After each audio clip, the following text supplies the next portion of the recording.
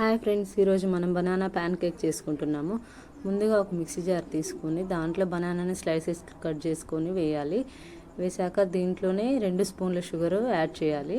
తర్వాత ఇవి రెండింటిని కలిపి మెత్తగా పేస్ట్ చేయాలి. పేస్ట్ చేసిన మిశ్రమాన్ని ఒక బౌల్లో యాడ్ చేయాలి. యాడ్ చేశాక మనము ఒక బనానాకి 1 బౌల్ గోధుమ పిండి తీసుకుని దోశ బ్యాటర్లా మిక్స్ చేయాలి.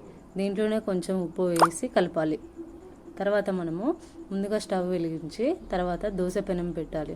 దోశ పెనము హీట్ అయ్యాక దాని మీద కొంచెం నెయ్యి అప్లై చేయాలి. నెయ్యి అప్లై చేశాక మనము ఈ దోశ బ్యాటర్ని చిన్న చిన్న ప్యాన్ కేక్లా అప్లై చేయాలి. అప్లై చేసుకున్నాక మనము రెండు వైపులా ఈ దోశ బ్యాటర్ని మనము రెండు వైపులా కాల్చుకోవాలి నెయ్యితో.